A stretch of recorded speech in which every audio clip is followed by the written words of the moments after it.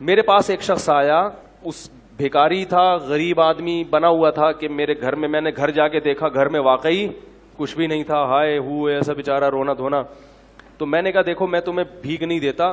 اس نے کہا میں ہوں بھی خاندانی آدمی, مجھے بھیک کے پیسے, یہ خاندانی کا لفظ میں نے وہاں سے بہت زیادہ سیکھا ہے. کہہ رہے ہم خاندانی لوگ ہیں, ہم بھیک. تو کہہ رہے میں نے کہا ٹھیک ہے پھر آپ مزدوری کرو. کہہ رہے میں ریڑھی لگاؤں گا. میں نے کہا چلو. میں خود اس کے ساتھ جوڑیا بازار گیا, وہاں سے 2 ریڑیاں خریدیں اپنے خرچے پہ, اس کو دیں. میں نے کہا کیا آم کا سیزن چل رہا تھا, میں نے کہا ٹھیک ہے یہ پیسے لو, جاؤ آم لے کر آؤ. اور میں نے تھوڑا سا پروفٹ اپنا اس میں رکھ لیا کہ جتنی ارننگ ہوگی اس میں اتنے فیصد مجھے دے دینا, ٹھیک ہے نا. تو آپ نے وہ ارننگ لے کے وقف کر دیا. اپنا بزنس بھی کر سکتے ہو ایسے. تو میں تو آپ کو وقف بزنس تو آپ بہتر جانتے ہیں نا, میں تو آپ کو کہہ رہا ہوں فی سبیل اللہ اس طرح بھی رقم وقف کی جا سکتی ہے. تو بھائی 20% مجھے دے دینا. پھر ہم نے اس کی جو بھی شرائط آدمی کر لے کہ میں نے کیا کرنا ہے اس کا. تو جوڑیا بازار سے ہم نے اس کو 2 ریڑیاں دلائیں. اس کو ہم نے پھر آم اور کیلے اس کا اس نے بزنس شروع کیا. اس کو میں نے پہلے 20,000 روپے دیے, پھر 35,000 روپے. اس نے بزنس کیا, کمانا شروع کیا, 20% مجھے دیتا, 80% خود رکھتا, اور ٹھیک ٹھاک پروفٹ ہونا شروع. پھر جی آیا کہ اب وہ میں اصل میں گودام لینا چاہ رہا ہوں تاکہ میں مال کیا اٹھاؤں, کاروبار تو بڑھتا ہے نا. پھر ہم نے کہا جی اچھی بات ہے. گودام بھی گھر کے قریب ہی کہیں دیکھ لیا. اس کا وہ گودام میں نے جا کے دیکھا بھی, چیک بھی کیا. میں نے کہا اچھا ایک غریب آدمی کو کیا ہو رہا ہے, یہ کیا کسی کو پیسے پکڑا دو تو ختم ہو جاتے ہیں, اس طرح کاروبار رن کر کے دو اس کو, اپنا بھی فائدہ اس کا بھی فائدہ.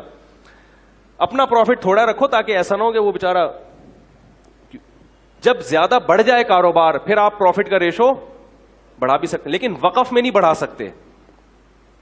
ہم نے جناب اس کو پورا گودام بھی لے کے دے دیا. اس نے وہ کیلے لا کے, کچے کیلے ہوتے تھے اس میں وہ کیمیکل لگتا ہے نا, اس سے پکتے ہیں, وہ پک بھی رہے ہیں, اور جناب بزنس ٹائٹ. اتنا پروفٹ مجھے شروع ہو گیا کہ اب ہم نے تمیز سے بات کرنا لوگوں سے چھوڑ دیا. سمجھ میں نہیں آ رہا تھا. گاڑی جو ہے ہم کرولا لیں, وٹس پہ ہاتھ ڈالیں, وٹس چھوٹی گاڑی ہے, مزہ نہیں آئے گا. یعنی اس میں بہت بڑا کاروبار ہو گیا. گودام کے گودام بھر گئے بھائی, نواب شاہ سے ڈائریکٹ زمینوں سے مال اٹھ رہا ہے. ٹائم لگتا ہے لیکن بڑھتا ہے کاروبار.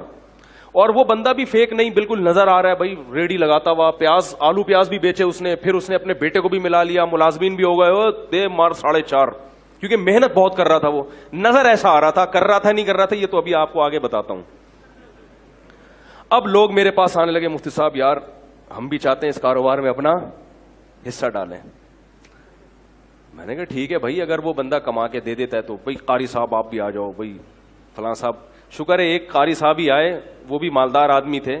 اس کے علاوہ پھر میں نے کسی سے, میں نے کہا نہیں بھائی اس کو ایک دیکھتے ہیں, ابھی چلنے تو دو, ابھی تو 1 سال بھی پورے طور پر نہیں ہو سکا.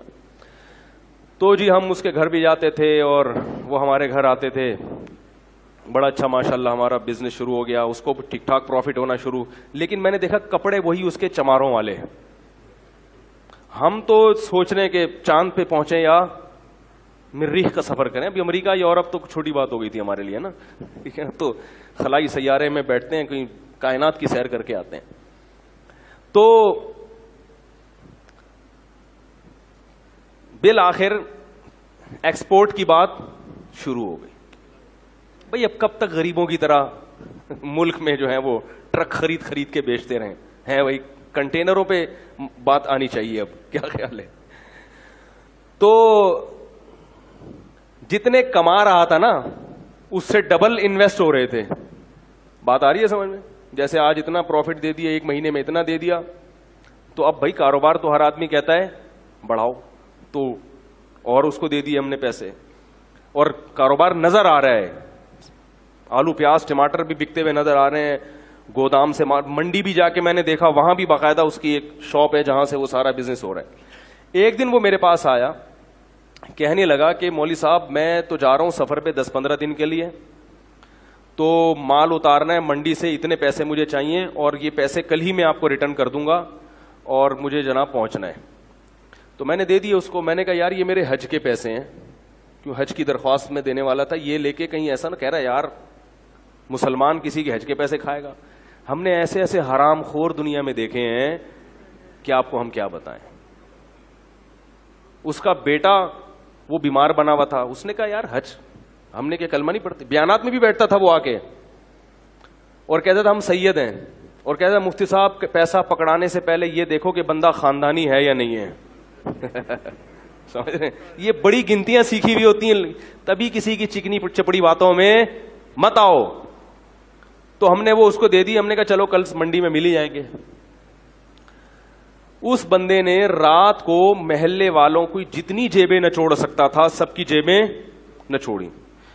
دکان سے جو جنرل اسٹور تھا اس سے 2-3 مہینے کا راشن اٹھایا. اس نے کہا پڑوسی یہ کل دے دے گا پیسے.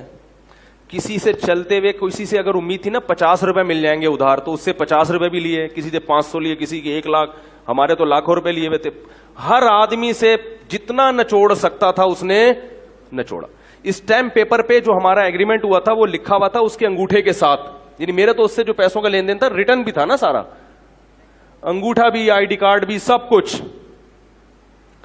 اب جناب وہ انگوٹھا لے کے اب تک میں 10 سال سے بیٹھا ہوں. وہ انگوٹھے کا کیا کریں گے بھائی, کیا خیال ہے, انگوٹھے سے کچھ ہوتا ہے؟ خیر جی, ہم اگلے دن جب پہنچے تو کوئی بندہ ہی نہیں تھا.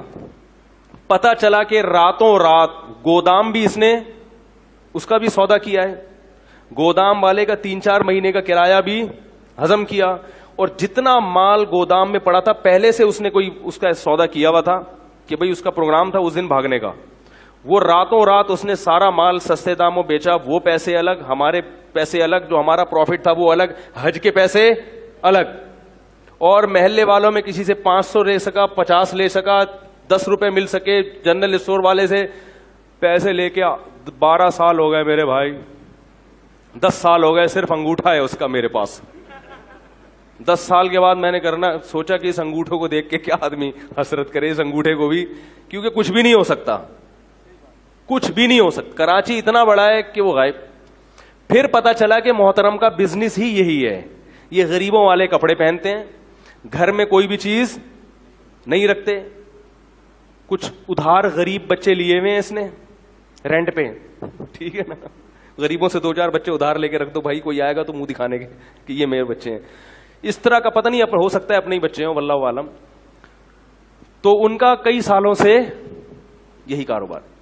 کیا ہوا کہ ہم نے اس کو تلاش کیا, نہیں ملا, غائب ہو گیا. ہم نے کہا چلو بھائی جو چیز قسمت میں نہیں تھی وہ.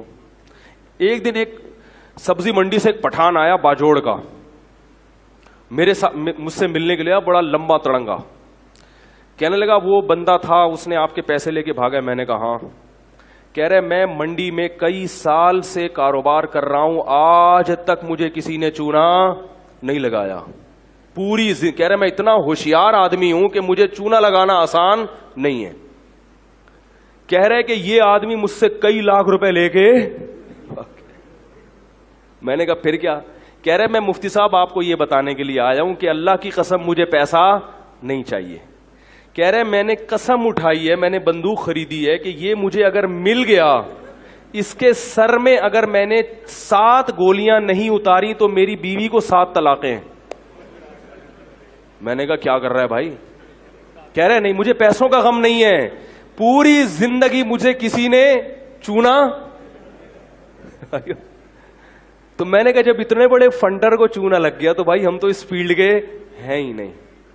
تو اس نے بندوق, اس نے کہا کہ مجھے بس یہ بتاؤ ہے کہاں, مجھے پیسے نہیں چاہیے. کہہ رہے میں نے اس کے سر میں کتنی گولیاں اتارنی ہیں, نہیں اتاری تو میری بیوی کو طلاق ہے. تو اس لیے یہ جو ریڑی ویڑی کا میں کہہ رہا ہوں نا, وقف کریں, کسی غریب کو ریڑی لے کے دے دیں تو وہ غریب ہو. بہت, میں یہ نہیں کہہ رہا کہ سارے فراڈی ہی ہوتے ہیں, لیکن واقعی دیکھیں اس فیلڈ میں فراڈیوں کا ریشو بولو بھائی زیادہ ہے.